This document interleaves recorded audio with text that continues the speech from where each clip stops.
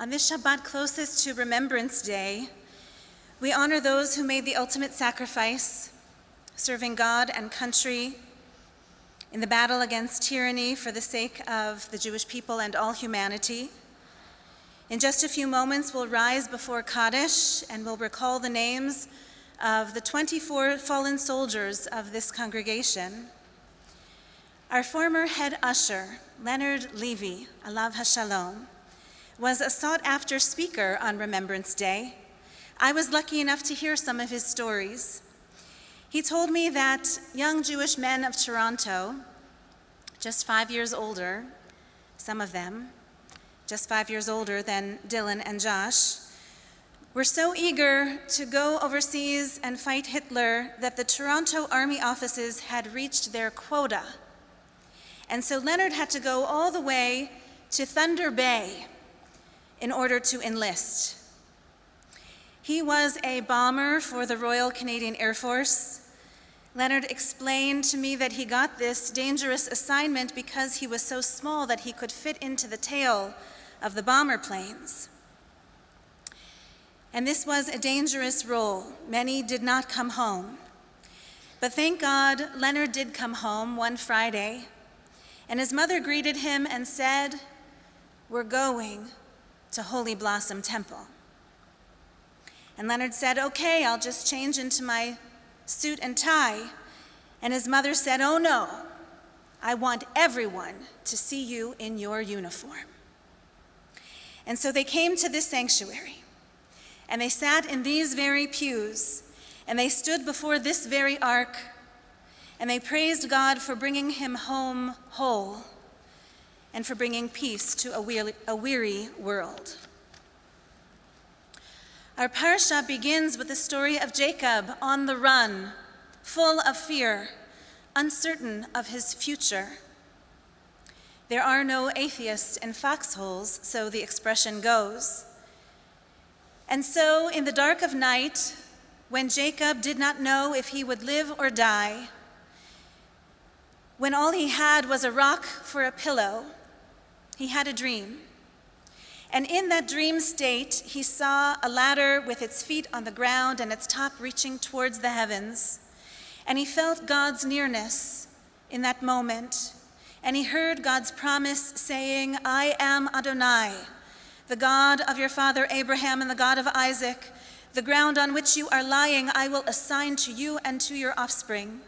Your descendants shall be as the dust of the earth. You shall spread out to the west, to the east, to the north, and to the south, and all the families of the earth shall bless themselves by you and by your descendants. Remember that I am with you," God said. "I will protect you wherever you go, and I will bring you back to this land, and I will not leave you until I have done all that I have promised." It was everything Jacob could ever have wanted to hear in that moment of solitude and worry. And when he awoke from his sleep, he said, "Surely God is present in this place, and I did not even know it." Terribly shaken, he said, "How awesome is this place!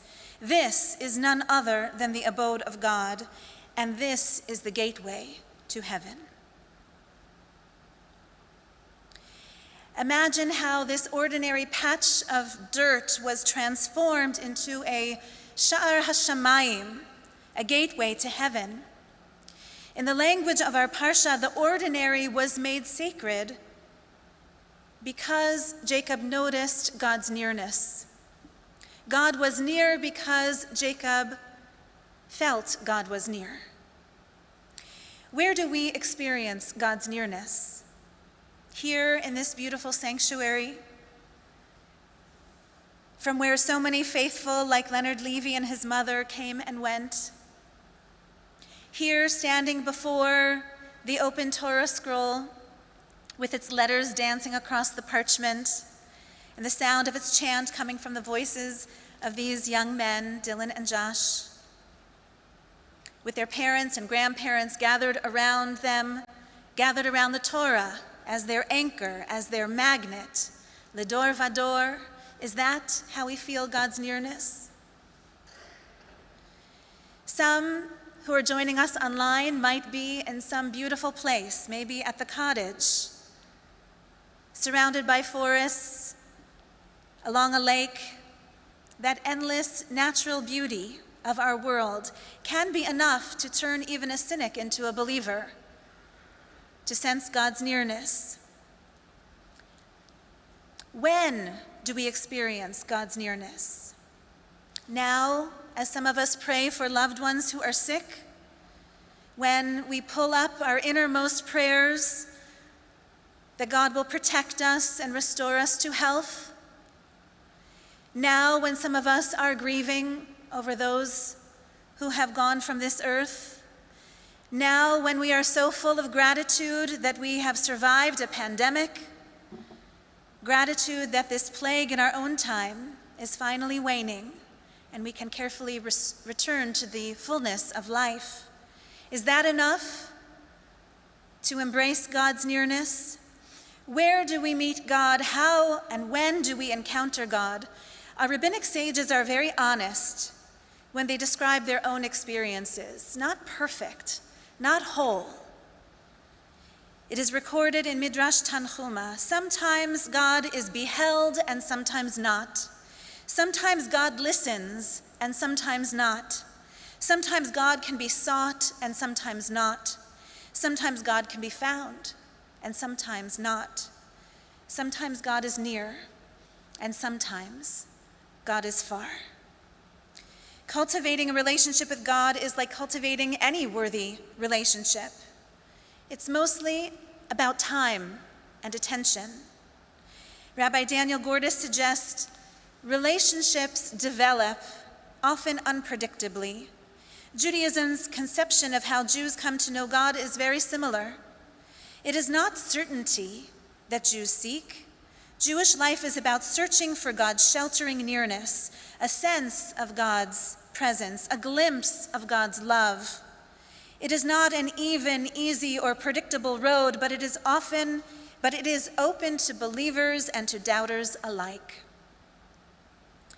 This approach suggests that if God seems far or distant or hidden or absent, it's because we aren't paying attention.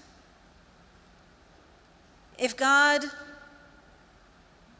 is hidden, it's because we aren't listening carefully enough. We aren't devoting ourselves enough, giving time and care enough to cultivate a relationship with the divine. But it's not always that way. One Hasidic tale considers that God can still be distant, even when we pursue God, even when we try to draw near, even when we seek God out. A disciple of the Baal Shem Tov came and asked his teacher, "Master, why is it that God sometimes seems so far away?"